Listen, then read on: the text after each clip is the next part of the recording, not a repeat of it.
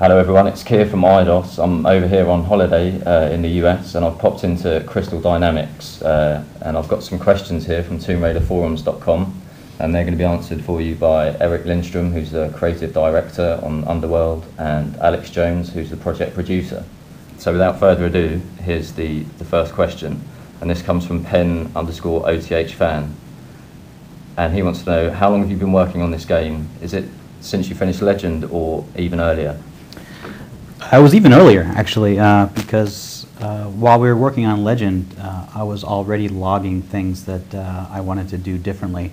Not so much because we were doing them wrong in Legend, but because we would have the time to pursue things farther than we were able to do in Legend. So we were trying to finish up all of our Legend commitments, but weekends driving home, it was already churning on Underworld. Yeah, it started for me a couple of months before we actually put Legend out the door, that we were working on budget and manpower projections and all this sort of preliminary planning stuff that you need to do, as well as getting Eric to tee up some of the creative vision of the game. Okay. And the next question comes from Evan C, who wants to know how important are long-time fans in the development of this game? Are they a deciding factor when it comes to making controversial decisions? Well, absolutely, but I would say that deciding factor currently is a different scenario, because the game is so far in development that we're on execution across all areas of the game. But in the earlier conceptual pre-production phases, I was definitely lurking on the forums and looking at what kinds of things people were saying about Legend and Anniversary, how they reacted to things, what they wanted. One of the biggest things that I got out of it early on was the complaints about how much Alistair and Zip were ruining the moment, which was something that I actually was personally responsible for in Legend, because I was the story designer, and we were playing with how much we wanted to hear Lara's voice and her interacting, so we kind of went overboard on it, and we liked what we had, but I definitely missed that sense of isolation. Explorer on the top of the world, you're the first one there, you're all on your own, nobody to count on. And so we wanted to find a way to be able to get Lara to express herself, to get that kind of hear her voice and interact with her, but without having the voice constantly chattering over your earpiece.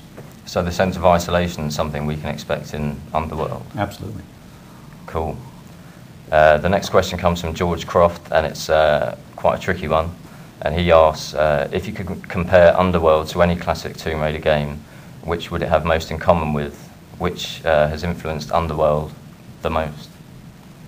Alex, you want to? I'm going to kick that one right over to Eric. Alex, you want to answer this one? The reason I don't want to answer this question is because when it comes to the classic Tomb Raider games, I cannot say anything right.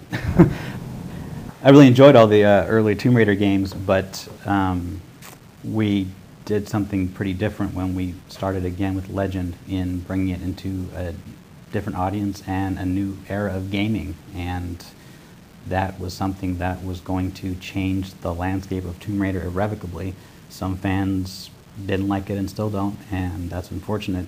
We tried to keep all of what made Tomb Raider really vibrant at the time: the exploration, the sense of freedom, the sense of context of you being down in these tombs. So when I think about the early games, I usually spend most of my time in Tomb Raider 1 and Tomb Raider 2 in my head.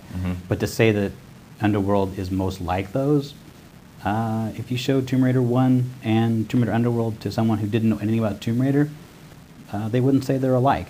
They have the same emotional frequencies, I guess, but it's a different gaming community now. So is it fair to say the root of the game is similar in terms of the isolation you get in Tomb Raider 1? Is that something you were going for when you were making Underworld? Absolutely, absolutely.